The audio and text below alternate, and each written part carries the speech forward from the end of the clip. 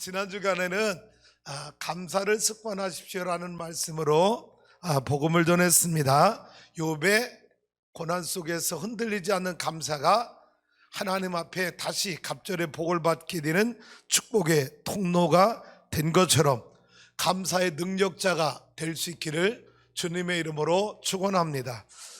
오늘 말씀의 제목 다 같이 읽어볼까요? 시작. 전도를 습관화하십시오. 풍랑 속에서도 영혼을 구원하는 바울처럼.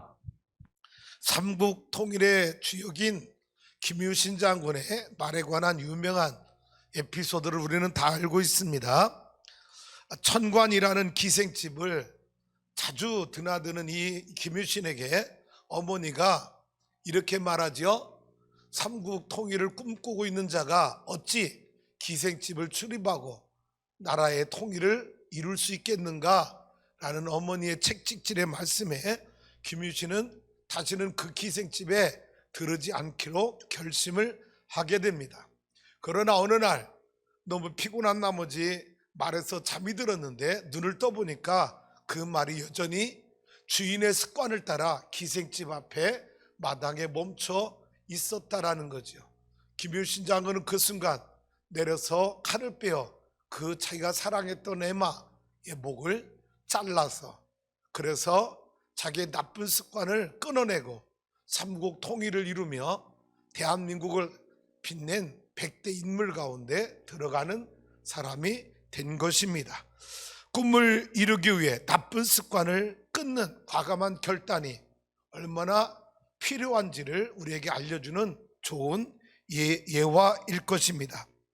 여러분은 영적인 나쁜 습관을 끊어야 될 영적인 나쁜 습관이 무엇이 있는지 여러분 스스로가 찾아보고 오늘 김유신 장군의 결단처럼 칼을 뽑아서 여러분의 나쁜 영적인 습관을 잘라내어 하나님 앞에 선하게 쓰임받는 믿음의 성도가 될 수 있기를 주님의 이름으로 축복합니다. 여러분, 수영 황제라고 말하면 누구를 떠오르나요? 미국의 유명한 마이클 펠프스라고 하는 선수를 우리는 떠오를 수밖에 없습니다. 사실은 이 펠프스는 어려서 ADHD, 뭐라고 해석해야 돼요? ADHD, 주의력 결핍 및 행동 과잉장애라고 하는 판정을 받고 그 증세가 굉장히 심했던 아이라 부모님이 이 ADHD를 치료받게 하기 위해서 가르친 게 수영이었다는 것. 그런데 여러분, 수영을 가르치는 코치가 이 펠프스를 보니까 신체 조건이 상체가 크고 팔이 너무 길어서 여러분 양팔을 벌리면 그 거리가 2m가 넘는다는 거지. 그리고 하체는 짧아서 수영 선수로 대성할 수 있는 신체 조건을 가지고 있더라는 거지요. 그래서 14살 때 국가대표에 발탁되고 2000년 시드니 올림픽에 출전하지만 경험이 없다 보니까 실수투성이로 노메달에 그칩니다. 그런 그가 2004년 아테네 올림픽에서 6관왕을 하게 되고 다음에 2008년 베이징 올림픽에서 수영 8관왕을 하게 됩니다. 그리고 2012년 런던 올림픽에서 다시 4관왕을 하고 은퇴했다가 2년 뒤에 다시 복귀해서 출전한 2016년 브라질 리오 올림픽에서 다시 금메달을 5개를 따게 됩니다. 펠프스가 올림픽에서 딴 금메달 수가 총 몇 개일까요? 혜영이? 거기 관심 안 두고 들었죠? 올림픽에서만 딴 금메달 숫자가 23개입니다. 신기록입니다. 베이징에서 8관왕 된 것도 신기록이고, 여러분, 한 선수가 8개 따면 보통 한 국가가 8개에서 10개 따면 10위 안에 드는 거예요. 그런 올림픽을 한 선수가 수영에서만 8개를 따게 된 거죠. 그러면 이렇게 ADHD, 주의력 결핍 및 행동 과잉 장애를 앓고 있던 이 펠프스가 어떻게 세계적인 수영 황제, 지금도 그의 기록을 깨지 못하는 황제의 칭호를 받게 된 것일까? 놀라운 건 그의 코치였던 바우만의 작은, 여러분, 펠프스의 행동, 작은 습관화를 바꿔놓은 것이 세계적인 선수가 되었다라는 거예요. 큰 것을 변화시킨 게 아니라는 겁니다. 작은 것 하나를 바꿔놓은 이 작은 습관이 결국 펠프스가 세계적인 선수가 되게 했다는 거죠. 놀라운 건 베이징 올림픽 200m 평영 버터플라이라고 그러죠. 제일 힘들다고 하는 이 버터플라이에서 금메달을 따는데 문제가 생긴 거예요. 출발을 했는데 다이빙에서 딱 다이빙을 해서 물속에 들어갔는데 수경에 물이 들어온 거예요. 50m를 지나고 100m를 지나고 점점 이 물이 많이 들어와서 마지막 턴에서 마지막 50m 남겨놨을 때는 자기 시야가 바닥에 선이 있거든요. 그 선이 보이지 않을 정도로 완전히 시야를 가린 상태였다는 거예요. 그런데 어떻게 금메달 딸 수 있었을까? 더군다나 월드 레코드, 세계 신기록을 세우고 금메달을 땄다라는 거예요.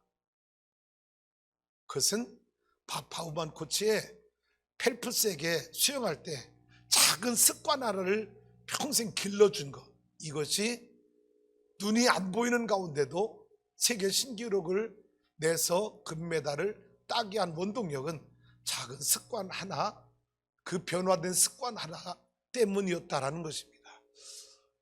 제가 영상을 찾아보니까 여러분, 그때 당시 베이징 올림픽 때 200m 평영 영상이 6분짜리가 있어서 여러분에게 먼저 이 영상을 소개하고 말씀을 전하도록 하겠습니다. 불을 다 꺼주셔야 잘 보이니까요.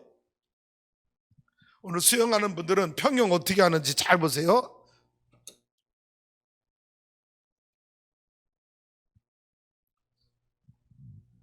마이클 펠프스의 한 가지 핵심 습관. 펠프스는 어려서 소리가 안 나요, 소리. 에너자이저 같았다. 엄마와 다시 처음부터 아빠를 힘들게 할 정도로 소리 좀 키우세요. 넘치는 이전세 가서 도와줘요.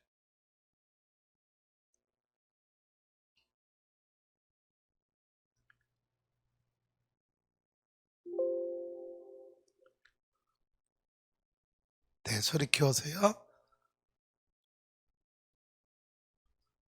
에너지. 마이클 펠프스의 한 가지 핵심 습관. 펠프스는 어려서부터 에너자이저 같았다. 엄마와 아빠를 힘들게 할 정도로 넘치는 에너지를 딴 곳에 쏟기 위해 7살에 수영을 시작했다. 수영 코치 바우만은 펠프스가 유난히 긴 상체와 큼직한 손, 상대적으로 짧은 다리를 보고 미래의 세계 챔피언이 될 것이라고 직감했다. 그런데 펠프스는 감정 기복이 심했다. 경기 전에 좀처럼 마음을 진정시키지 못했다. 1000분의 1초를 다투는 스포츠에서 금메달을 목에 걸기 위해서는 무엇보다 강한 정신력을 소유해야만 했다. 바우만은 어린 펠프스가 현재의 어려운 상황 속에서 실천할 수 있는 것은 무엇일지 고민하고 또 고민했다. 언젠가부터 바우만은 훈련이 끝날 때마다 펠프스에게 이렇게 말했다. 집에 가서 잠들기 전에 비디오 테이프를 꼭 보아라. 일어나자마자 역시 비디오 테이프를 꼭 보아라. 이 비디오 테이프는 실제로 존재하는 것이 아니다. 머릿속으로 그려보는 그날그날의 완벽한 레이스를 뜻한다. 즉, 시뮬레이션. 펠프스는 바우만의 말에 따라 매일 밤 잠들기 전, 그리고 아침에 일어나자마자 출발대에서 다이빙에 완벽하게 수영하는 자신의 모습을 슬로우 모션으로 상상했다. 손 동작 하나하나, 수영장 끝에서 손을 대고 턴을 해서 되돌아오는 모습, 자신이 남긴 물갈래, 입술에서 뚝뚝 떨어지는 물방울, 경기를 끝내고 수영 모자를 벗을 때의 기분까지도 머릿속에 그려보았다. 수영 경기의 초 단위까지 정확히 측정할 수 있는 단계까지 이르게 되었다. 이 비디오 테이프는 계속 업그레이드 되었다. 다이어트, 훈련 일정, 스트레칭, 수면 시간 같은 다른 습관들이 저절로 생겨나 기록을 더 단축시켰다. 2008년 8월 13일 베이징 올림픽 경기 3분 전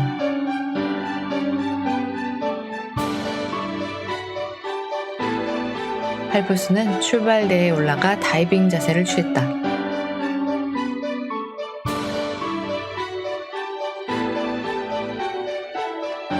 출발 총성이 울리자 펠프스는 힘차게 도약했다. 그런데 물에 몸이 닿는 순간 뭔가 잘못되었다는 걸 직감했다. 물 안경 안에 물기가 있었던 것이다.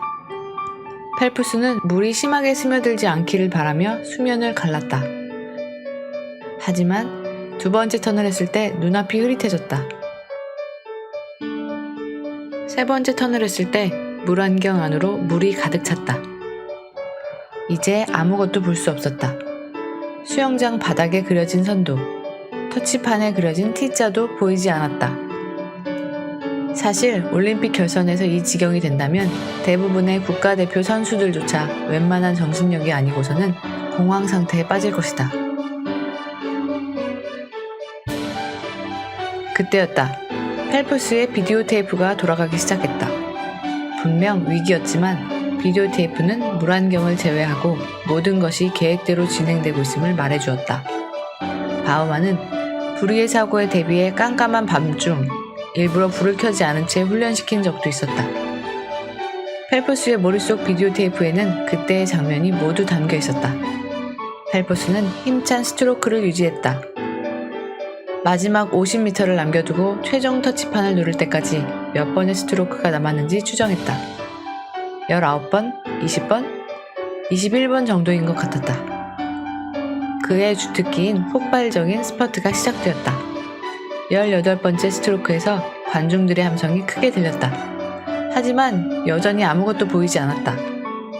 누구를 응원하는 건지 알 수 없었다. 19번, 20번, 머릿속에 비디오 테이프가 말했다. 펠프스는 온 힘을 다해 21번째 스트로크를 하며 팔을 쭉 뻗었다. 터치판이 손끝에서 느껴졌다. 그의 계산이 완벽하게 맞아떨어진 것이다. 펠프스는 서둘러 물안경을 벗고 전광판을 쳐다보았다. 그의 이름에는 WR, 세계 기록이란 글자가 번쩍거리고 있었다. 금메달을 목에 거는 순간이었다. 경기가 끝난 후 소감을 묻는 한 인터뷰에서 펠프스는 웃으며 말했다. 정말 맹인이 된 듯한 기분이었어요. 바우만, 대체 펠프스에게 어떤 훈련을 시킨 건가요? 거창하지 않습니다. 우리는 작은 승리에 집중하려고 했습니다. 하나라도 작은 승리를 이루어내면 또 다른 작은 승리를 유도하는 관계가 성립된다는 것을 알고 있었죠. 펠프스에게 효과가 있는 방법을 찾아낼 때까지 우리 팀은 이런저런 것들을 다양하게 실험하고 시도했습니다. 그러던 가운데 작은 성공을 가져다줄 습관을 정말로 찾게 되었고 기계적으로 반복해서 자동으로 만들었죠. 경기장에 도착하면 펠프스는 자신의 계획에 따라 이미 절반 이상을 수영한 상태입니다. 머릿속에서 모든 것이 자동으로 계획대로 진행됩니다. 가벼운 준비 운동도 상상했던 대로 똑같이 합니다. 베이징 올림픽 수영 경기 당일 금메달은 핵심 습관의 자연스러운 연장선상에 있었습니다.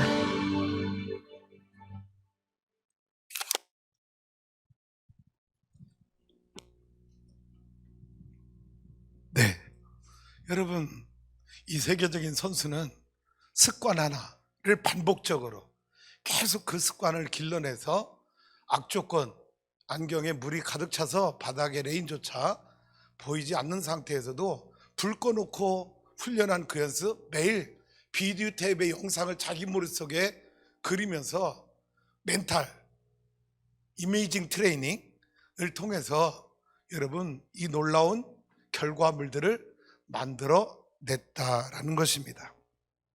펠프스가 남긴 유명한 말이 있더라고요. 그래서 영어로 먼저 여러분에게 소개해 봅니다. If you want to be the best, 만약 당신이 최고가 되길 원한다면 You have to do things. 당신은 해야만 합니다. That other people are not willing to do. 다른 사람이 하지 않는 것을 당신은 해야만 당신은 최고가 될 수 있습니다. 아마 자신의 이야기일 것 같아요. If you want to be the best, you have to do things that other people are not willing to do. 당신이 만약 최고가 되길 원한다면 당신은 다른 사람이 하지 않는 것을 당신은 해야만 합니다. 기꺼이 이 펠프스는 다른 사람이 하지 않는 것을 자기의 습관으로 만들어서 세계적인 선수가 된 것이겠죠. 저는 여러분에게 오늘 4주 동안 습관에 관한 말씀을 드렸습니다. 말씀 묵상, 기도, 감사, 전도를 습관하십시오. 자, 찰스 두이가 쓴 습관의 힘을 여러분에게 소개할 때, 펩스돈트 치약을 소개할 때 두이그가 인용했던 모든 사람에게는 신호와 보상이라고 하는 이 두 체계를 통해서 이 신호와 보상 사이에 반복 훈련, 반복 행동을 통해서 보상을 받게 해주는 이 시그널을 이용해서 펩스돈트를 세계적인 치약으로 광고했다 그랬죠. 여러분, 우리가 영적으로도 동일하게 적용할 수 있다라는 겁니다. 제가 이렇게 그려봤어요. 자, 신호. 내가 하나님의 말씀을 묵상하는 습관, 기도하는 습관, 감사하는 습관, 전도하는 습관을 반복적으로 행동하며, 그게 반복적으로 행동할 때 내 몸에 뭐가 되고? 거룩한 습관이 되는 거예요. 이 거룩한 습관은 여러분, 펠프스가 수경에 물이 들어왔는데 금메달 어떻게 땄다고요? 작은 승리. 그 작은 승리가 뭐였어요? 작은 습관이었어요. 그 습관이 반복적으로 쌓인 게 뭐냐? 작은 승리가 결국은 큰 승리 보상, 금메달이라고 하는 보상을 가져다 준 것처럼 오늘 나와 여러분이 반복된 행동이 거룩한 습관이 되면 매일매일 작은 습관이 내 몸에 쌓이게, 작은 승리가 내 몸에 쌓이게 되어서 보상, 아버지 마음을 알게 되고 아버지와 소통하게 되고 아버지 영광을 위한 삶을 살게 되고 아버지 나라를 이루는데 쓰임받는 하나님의 자녀가 될 수 있다라는 거죠. 할렐루야. 오늘 본문 열왕기야 5장 말씀은 너무나 잘 아는 말씀이죠. 나만 장군 문득병은 여러분 이스라엘의 선지자 만나 고침받았다는 내용입니다. 그런데 여기서 우리가 두 가지 포인트를 잃어버리지 않았으면 좋겠어요. 뭐냐? 대부분은 이렇게 이야기시, 나만 장군, 문득병 걸린 나만 장군이 이스라엘 땅에 사마리아의 엘리사 선지자를 만나서 문득병이 고침받았다, 문득병 고침받았다는 데만 이 말씀에 포커스를 두면 잘못되었다라는 거죠. 뭐냐? 저는 두 번째가 그게 틀리다는 게 아니라 두 번째가 더 핵심 메시지 아니냐라는 거예요. 문둥병 걸린 나만이 하나님을 만나게 되었다는 거예요. 하나님을 믿게 되었다는 거예요. 그런데 이 나만 장군이 하나님을 믿게 된 그 동기는 뭐냐? 그에게 복음을 전달해주는 복음의 전달자가 있었다는 거예요. 누구? 이스라엘 땅에서 잡아온 계집종, 집의 몸종 하나가 어느 날 여러분 자기 주인 보니까 문득병을 고통당하는 거예요.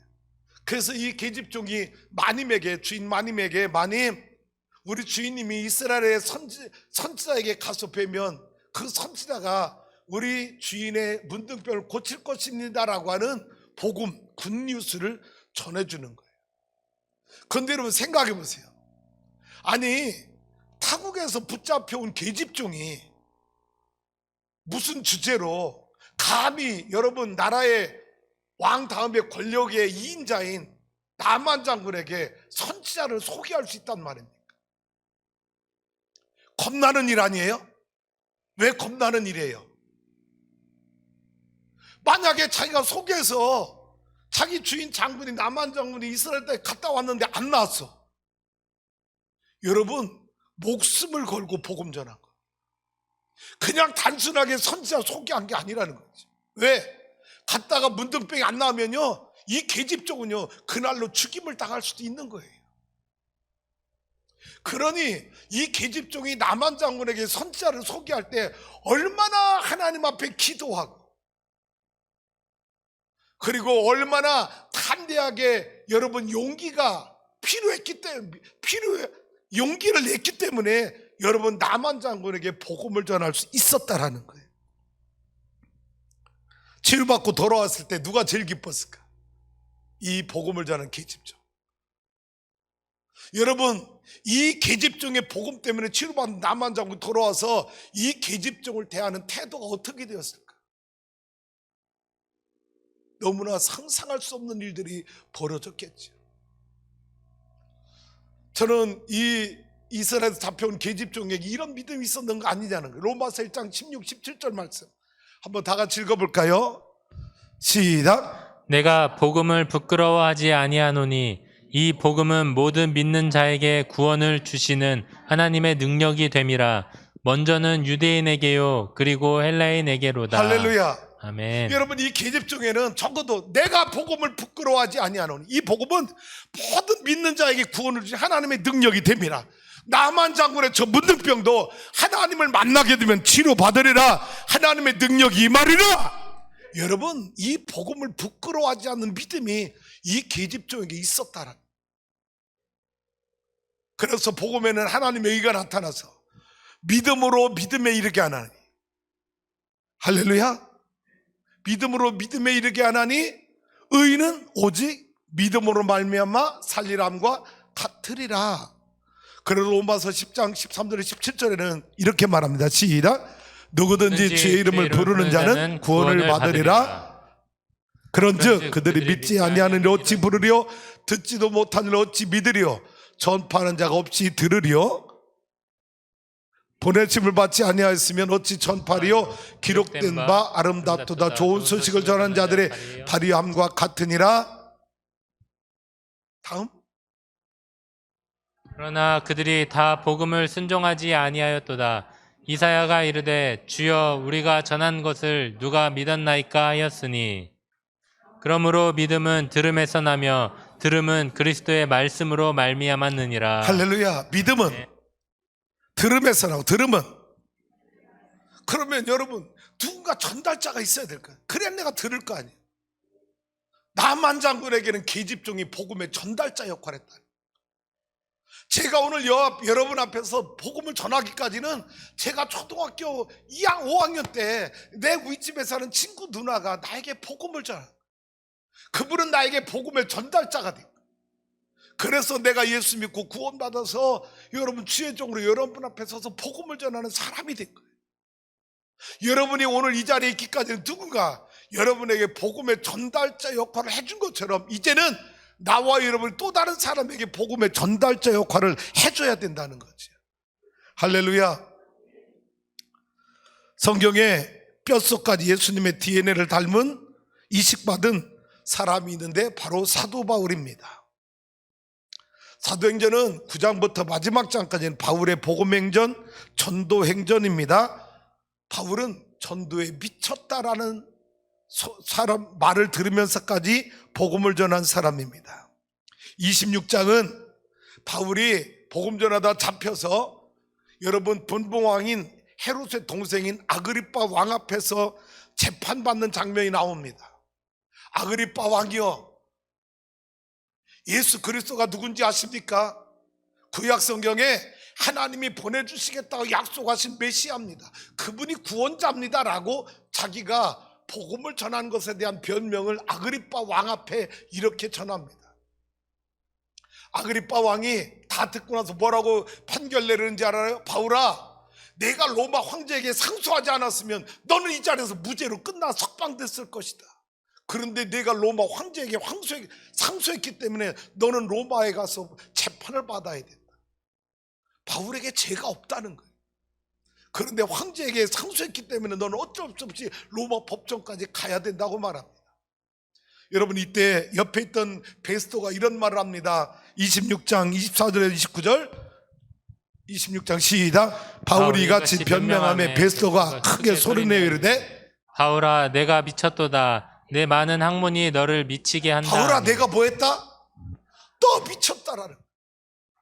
내가 똑똑한 감마리알 문화생의 율법의 최고의 학자였던 내가 그 많은 지식이 너를 미치게 만들었구나. 바울아 내가 미쳤도다. 여러분 바울은요 예수를 전하면서 미쳤다는 소리 들으면 복음을 전한 사람. 근데 바울이 뒤에 가서 뭐라고 하나 보세요. 자, 바울이 베스에게 말합니다. 내가 미친 것이 아니라 참되고 온전한 말을 했다. 다음 절. 자, 왕께서는 이 일을 아시기로 내가 왕께 담대히 말한 일에 하나라도 아시지 못함이 없는 줄 압니다. 이는 한쪽 구석에서 행한 것이 아닙니다. 아그리빠 왕이여 선지자를 믿으시나이까? 믿으신 줄 압니다. 아그리빠가 바울에게 내가 적은 말로 나를 권하여 그리스도인이 되게 하느냐? 네가 나에게 지금 전도하는 거야? 아그리빠 왕이 바울에게 반문하는 겁니다. 네가 나에게 지금 전도하고 있는 거냐? 바울이 뭐라고 말해요? 시작. 바울이 이르되 말이 적으나 많으나 당신뿐만 아니라 오늘 내 말을 듣는 모든 사람도 다 이렇게 결박된 것 외에는 나와 같이 되기를 하나님께 원하나이다 하니라. 네, 바울이 뭐라고 말해? 아그리빠 왕이 바울아 내가 나에게 전도하고 있는 거야? 바울이 말합니다. 왕이여 결박된 것 빼고는 당신도 나와 같이 하나님 예수님 믿고 구원받길 원합니다. 나와 같이 되길 원합니다. 왕에게 복음을 전하는 바울의 모습을 보게 됩니다. 그러고 아그리빠 왕이 말해요. 야 바울아 너 죄 없어. 그런데 네가 로마 황제에 상소했기 때문에 로마 법정에 가야 돼. 27장이 여러분 배를 타고 로마 법정으로 이제 지중해를 건너서 이 이탈리아, 오늘날의 이탈리아죠. 로마를 수도로 두고 있는 이탈리아로 이제 이송을 하게 되는 장면이 27장입니다. 그때 뭐 만나요? 생각지 않은 큰 풍랑을 만나서 그 배에 타고 있던 276명의 영혼을 바울이 그들에게 복음을 전했어. 왜? 14일 동안 풍랑이 끝이지 않아서 이 사람들은 다 죽었다고 생각을 했어요. 근데 바울이 그들에게 뭐라고 말합니까? 여러분이 안심하십시오. 두려워하지 마십시오. 내가 믿는 하나님이 어젯밤에 나에게 말씀하셨습니다. 바울아 너는 가이스도 황제 앞에 가서 복음을 전해야 될 것이고 너와 함께 있는 모든 사람들 머리카락은 상하지 아니하리라 하나님이 내게 말씀해 주셨는데 나는 그렇게 되리라 믿습니다.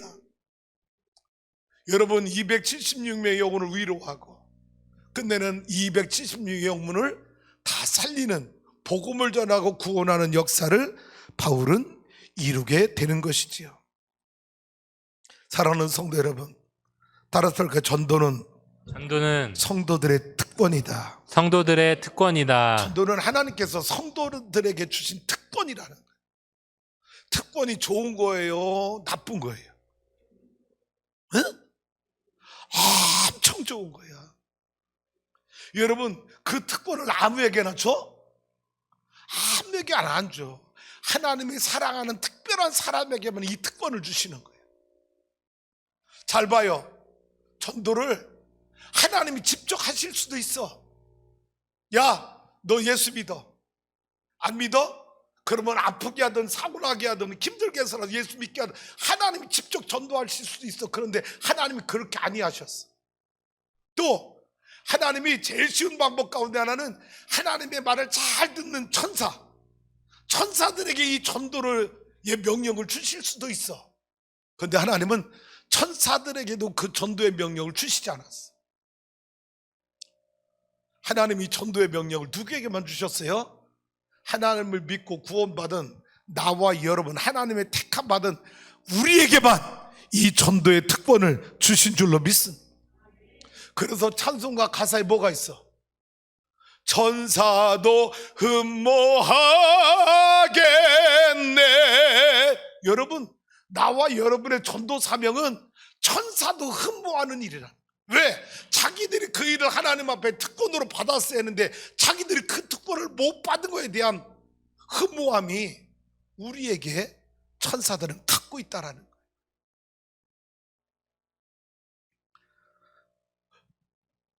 왜 전도를 해야 할까?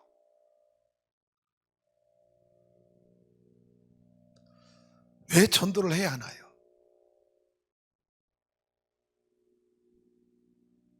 시작. 하나님이 최고로 기뻐하시는 일이기 때문에. 전도를 왜 해야 돼요? 왜 전도가 하나님이 최고로 기뻐하시는 일일까요? 디모데전서 2장 4절 말씀 시작. 하나님은 모든 사람이 구원을 받으며 진리를 아는 데에 이르기를 원하시느니라. 하나님은 뭐 하신다고? 모든 사람이 구원받길 원해. 진리를 아는 데 이르길 원해. 이게 하나님의 소원이야. 그러니까 우리가 전도하면 하나님의 소원을 이루어 드리는 거예요. 그러니까 하나님이 최고로 기뻐하는 일이 뭐라고요? 영혼 구원 전도라는 거예요. 하나님을 기쁘시게 하는 성도가 되길 원합니다. 왜 전도해야 될까요? 두 번째는 하나님의 중요한 명령이기 때문에. 말씀 볼까요? 시작. 너는 말씀을 전파하라. 때를 얻든지 못 얻든지 항상 힘쓰라. 범사의 오래 참음과 가르침으로 경책하며 경계하며 권하라. 오늘 기도자가 이 말씀 가지고 기도했잖아요. 때를 얻든지 못 얻든지 항상 복음을 전하라. 여러분, 하나님의 준엄한 명령이기 때문에 우리는 전도해야 되는 거예요. 세 번째는요, 성령님을 보내주신 이유가 전도이기 때문에. 성령님 왜 보내주셨어요? 사도행전 1장 8절 읽어봐요. 시작. 오직 성령이 너희에게 임하시면 너희가 권능을 받고 예루살렘과 온 유대와 사마리아와 땅끝까지 이르러 내 증인이 되리라 하시니라. 네, 여러분, 성령 받았다고 자랑하지 마라. 진짜 성령 받은 사람 복음 전하, 전도하는 거예요. 할렐루야. 왜? 성령을 주신 목적이 땅끝까지 내 증인되라는 거예요. 복음 전에서 죽어갈 영혼을 살려내라는 거야. 이게 하나님 우리에게 주신 성령의 능력인 줄로 믿습니다. 네 번째는요, 귀한 영혼을 살리는 일이기 전도는 때문에. 뭐냐? 여러분, 지옥 갈 영혼 천국 가게, 천하보다 귀한 영혼들이 여러분 지옥에 끌려가지 아니하고 영생의 나라, 하나님 나라에 들어가게 하는 일이기 때문에 전도해야 되는 거예요. 다섯 번째는요, 교회를 부흥시키는 일이기 때문에. 뭐가? 전도가. 여러분, 우리 추수하는 게 부흥되기 바래요. 정말 미치도록 원해요. 그럼 우리는 미치도록 뭐 해야 돼? 여러분, 근데 미쳤다 소리 안 듣잖아. 우리. 여러분, 바울아, 네가 멀쩡하다는 소리 듣지 미쳤다는 소리 안 듣잖아. 사랑하는 성도 여러분, 여러분의 전도는 하나님의 몸된 교회를 부흥시키는 일이에요. 할렐루야. 그래서 우리는 전도에 미쳐야 돼. 여섯 번째는요, 내 영혼이 살아나는 일이기 때문에. 여러분, 전도가 왜 내 영혼이 살아나는 일일까요? 여러분, 혹시 여러분 중에 목사님, 나 지금 영적으로 굉장히 침체해 있어요, 낙심해 있어요, 그런 분들이요, 빨리 회복하는 최고 좋은 방법이 뭐냐? 나가서 복음 전하. 왜? 내가 예수 믿고 나서 너무 남에게, 타인에게 복음 전한 경험이 없어. 그러니까 복음의 강물이 내 안에서 썩어버린 거야.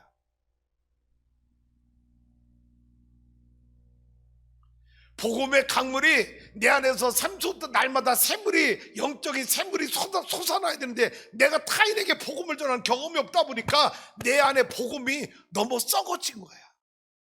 그래서 전도는요, 내 영혼이 살아나는 일이야. 나가서 복음 전해봐요. 얼마나 기쁜지 몰라. 할렐루야. 그래서 전도는요, 그 영혼을 살리는 것도 목적이지만요, 그 먼저 내 영혼이 살아나. 그래서 우리는 복음 전해야 돼. 내가 죽지 아니하기, 영적으로 죽지 아니하기 위해서라도 우리는 전도해야 돼.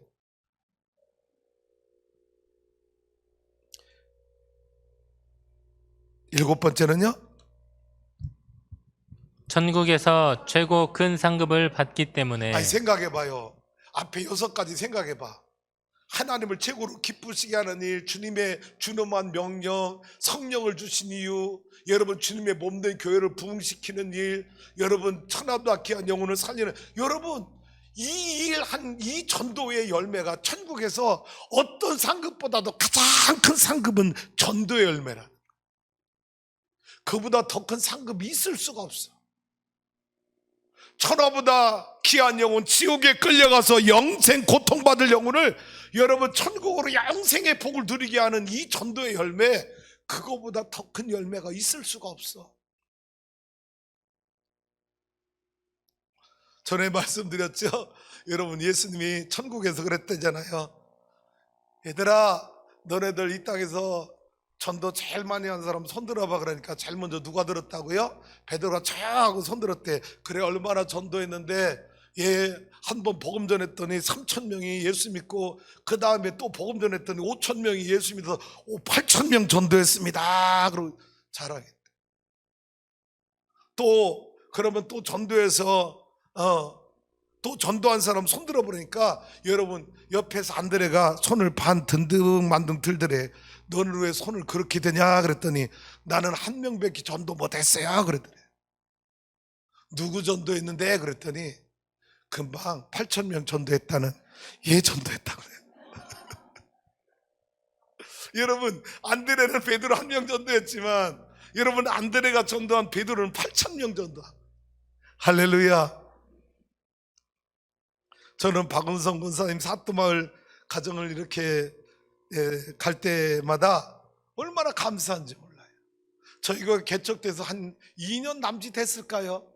그때 우리 이숙 장로님이 그 가정에 여러분 복음을 전해서 지금까지 신실하게 예수 믿는 가정이 된 거예요. 여러분 그 가정이 처음 예수 믿을 때 신방 갔더니 뭐라고 말하는지 알아요? 목사님, 이거 이제 버려주세요. 뭔지 알아요? 달마대사. 여러분 불교 책자들, 여러분 땡중들이 오가면서 주었던 여러분 그 우상 딴지들, 달마대사 사진하고 액자하고요, 여러분 불경에 관한 책들 추구한 거, 목사님 이거 우리 무서워서 못 버린다고 목사님이 버려달라고 해서 가지고 와서 다 깨고 불태워버린 거예요. 그리고 신실한 하나님의 백성이 된 거예요. 여러분 전도는 천국에서 제일 큰 상급이 있는 거예요. 다시 한번 정리해봐요. 전도를 왜 해야 되나? 1. 하나님이 최고로 기뻐하시는 일이기 때문에. 2. 하나님의 준엄한 명령이기 때문에. 3. 성령님을 보내주신 이유가 전도이기 때문에. 4. 천하보다 귀한 영혼을 살리는 일이기 때문에. 5. 교회를 부흥시키는 일이기 때문에. 6. 내 영혼이 살아나는 일이기 때문에. 7. 천국에서 최고 큰 상급을 받기 때문에. 옆 사람하고 인사합시다. 전도를 습관합시다. 전도를 습관합시다. 전도에 미칩시다. 전도에 미칩시다. 한 번 더 생각해 볼게요. 코로나 시대에 우리는 어떻게 전도할 수 있을까? 3가지. 누구에게? 가족에게 전도하자. 여러분 이 코로나 시대는요, 내 사랑하는 가족에게 복음을 전하는 최고 좋은 기회예요. 여러분 내 남편이 예수 믿지 않아서 멸망에 빠져 둘째 사망이를 어떻게 그 고통을 내가 보고 있을 거예요. 내 자식이 예수 안 믿어. 여러분 나만 천국 가면 행복하지 않잖아. 내 가족들 다 구원시켜야지. 할렐루야.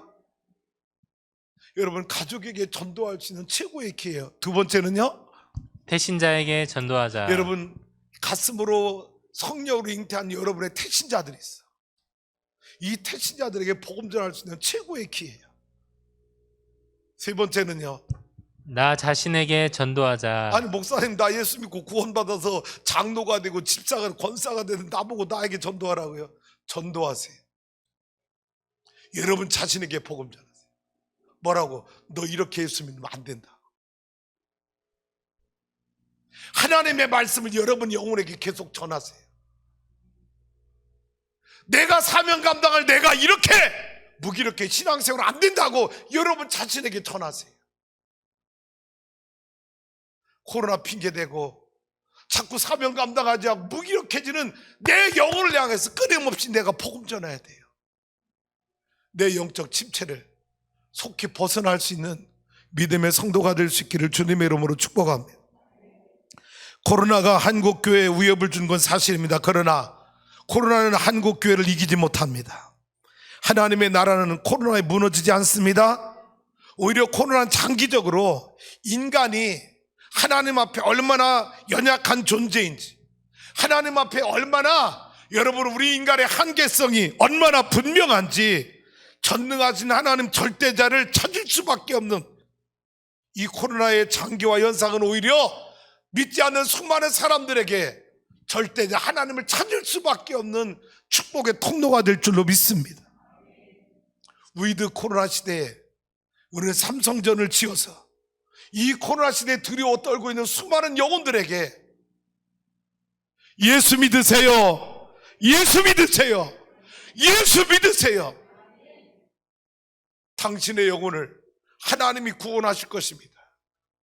오히려 이 코로나 시대에 복음의 능력이 다시 빛을 발하는 전도자가 될 수 있기를 주님의 이름으로 축복합니다.